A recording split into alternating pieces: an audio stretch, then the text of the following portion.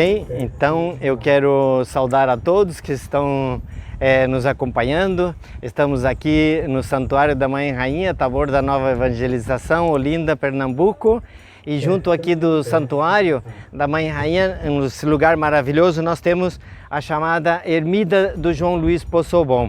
Aqui nós temos a foto dele, da ermida original, lá em Santa Maria, na casa onde nós fizemos, onde ele fez, ele construiu, onde ele rezava.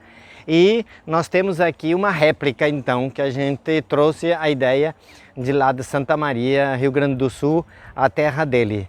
Então esse lugar é um recanto assim de oração maravilhoso, assim, para a gente ficar olhando também para o santuário, e é um lugar onde a gente reza. A ermida tem toda uma história maravilhosa que ele queria construir, que ele gostaria de evangelizar através das ermidas.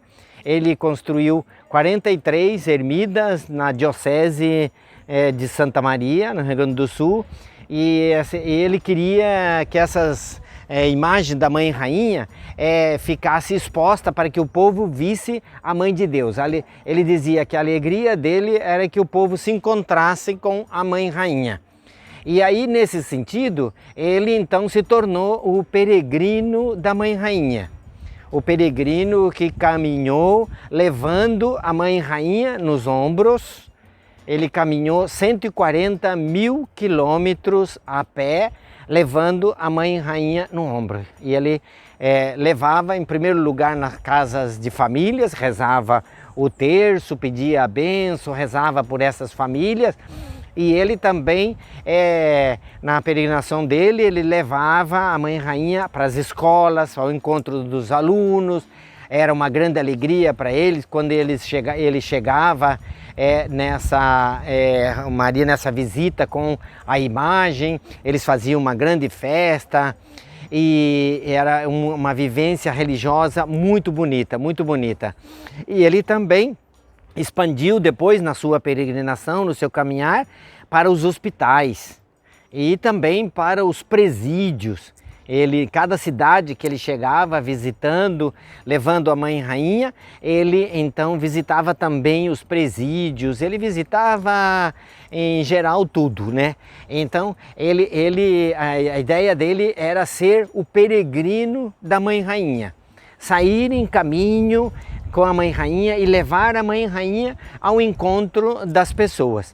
Então o servo de Deus João Luiz Possobon foi um verdadeiro peregrino, um verdadeiro romeiro, com aquela ideia de que nós, desde a história do Antigo Testamento, e que o romeiro é aquele que vai ao encontro de Deus, ele se tornou o peregrino que levava as pessoas ao encontro de Deus. Assim. Mas não só isso, ele fez muito mais. Esse foi um homem extraordinário, assim como o peregrino. Só o fato dele caminhar 140 mil quilômetros, ele cronometrou isso, né? Quantos quilômetros ele andava por dia, assim, ele anotava, né, num caderno que existe até hoje, essas anotações. E ele então queria, na verdade, ser o peregrino da Mãe Rainha. Ser o peregrino da Mãe Rainha significa levar a Mãe de Deus com o seu filho Jesus ao encontro das pessoas. Olha que coisa linda, que coisa linda. E muita gente testemunhou, e gente hoje ainda testemunha, que conheceram ele, que essa foi o único encontro com Deus que a pessoa teve. Várias pessoas me contaram, né, porque eu trabalhei muitos anos no processo de beatificação de João Luiz Possobon. Então eles me contaram que foi o único encontro assim que ele teve na vida dele, assim, com Deus naquele momento.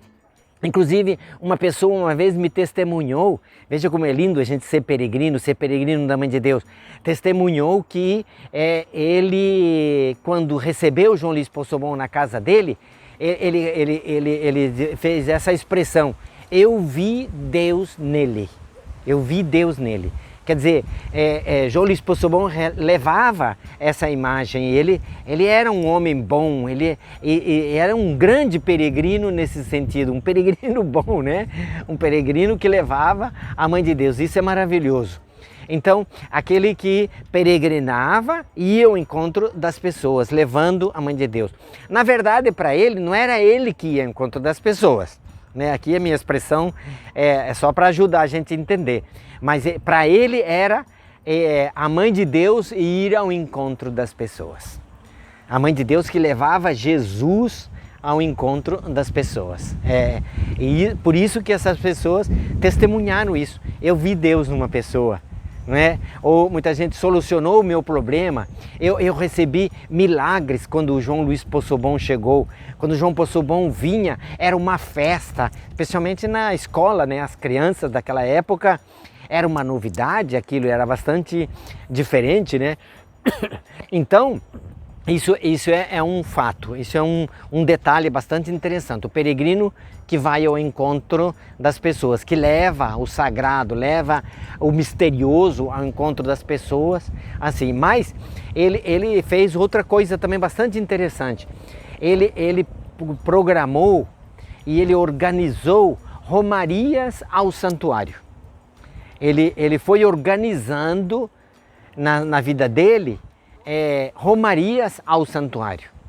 Ele era um santuário vivo, né? Assim, eu gosto de definir isso. João Poçobon era um santuário vivo. Então, a experiência do santuário para ele era tão importante, era tão forte, o lugar da presença real da Mãe de Deus, real de Deus, que ele queria que as pessoas viessem. Então, como é que ele cativava as pessoas? Primeiro, ele organizou, durante a vida dele, mais de 5 romarias ao santuário lá, Tabor, de Santa Maria. Mais de 5 romarias durante o ano. Uma romaria era das famílias, outra romaria das escolas, outra romaria dos doentes, outra romaria da campanha da Mãe Peregrina, cada uma numa data diferente durante o ano. E por que ele organizou isso? É interessante como ele conseguiu atrair as pessoas e vinham muita gente. Realmente ele conseguia, e era ele sozinho, porque ele no começo, ele não era muito aceito, não era muito apoiado. O movimento de Schoenstatt hoje tem ele como um santo, mas na época ele não era assim muito bem visto pelo movimento de Schoenstatt, porque era muito popular e Schoenstatt não era tão popular assim. Hoje a gente valoriza mais a devoção popular como algo muito valioso, né? Mas ele então, como é que ele fazia? Qual era o segredo? Ele ia com a Mãe de Deus nas casas e aí depois ele dizia, agora nós temos que pagar a visita à Mãe Rainha. Não é quando alguém vem na nossa casa, ou eu vou na casa de alguém e falo, quando é que você vai pagar a visita agora que eu te fiz? Quando é que você vai vir na minha casa? É bem conhecida essa expressão, não é? E assim também com a Mãe de Deus ele fazia isso, ele sabia disso, que as pessoas, quando ele visitava, então ele podia dizer isso. E agora, quando é que nós vamos visitar a Mãe Rainha? A Mãe Rainha vai estar nos aguardando, vamos lá ao santuário. E aí ele organizava isso. No começo era muito pouca gente que vinha, mas depois, por exemplo, a romaria mais famosa, que ficou mais conhecida lá e que já expandiu no Brasil inteiro, é a chamada Romaria da Primavera, que ele organizava próximo do dia 10 de setembro. E lá no Rio Grande do Sul, a primavera, depois daquele frio que faz 0 graus, assim, cai geada, né? Assim, de repente a natureza começa a desabrochar. A natureza começa a soltar flores, as árvores começam a brotar e muda o cenário no Rio Grande do Sul. Então ele teve a ideia, essa genial, de fazer a Romaria da Primavera. A Romaria da Primavera, que é justo próximo da data da fundação da campanha da Mãe Peregrina, que começou no dia 10 de setembro de 1950. Então, do domingo mais próximo ao 10 de setembro, ele fazia essa romaria. Quer dizer, a Mãe de Deus durante todo o ano nos visitou na nossa casa, nas escolas, nos hospitais, nos presídios. E agora, vamos pagar a visita. Então aí ele organizava a Romaria da Primavera, E ele chegou, na época dele, a concentrar no santuário mais de 2.000 pessoas. Isso foi assim uma explosão muito grande e isso ficou muito conhecida.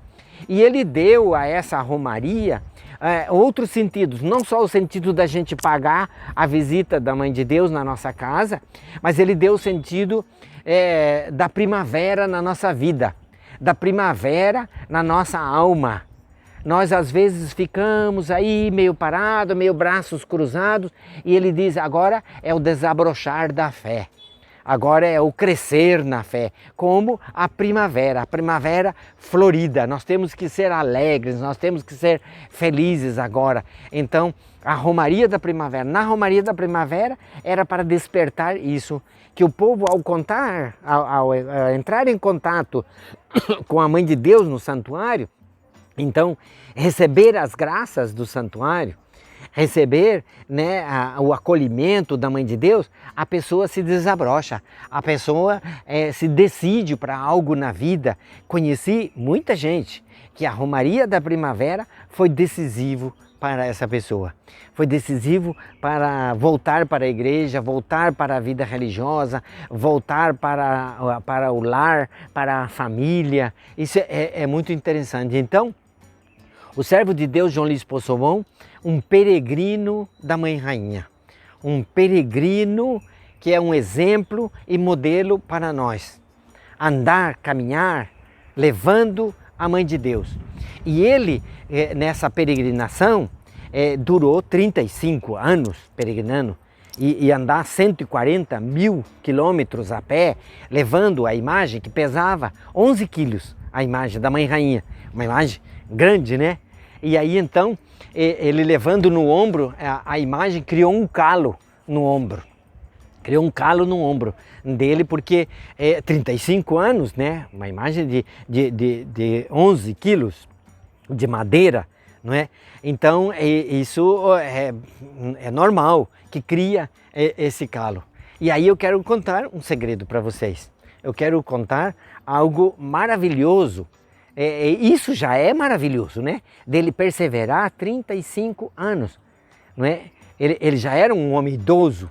Quando ele faleceu com quase 81 anos de idade, mas sem parar de caminhar. Ele morreu quando ele peregrinava até o santuário, foi atropelado em frente ao santuário. Veja que lindo, né? Um homem que atraía as pessoas para o santuário, que era um santuário vivo, foi atropelado na frente do santuário, né? E aí, então, é isso que eu queria contar sobre o calo no ombro dele. Para terminar o processo de beatificação, para levar para Roma, nós precisamos lá, então eu tive que acompanhar, organizar a exumação dele.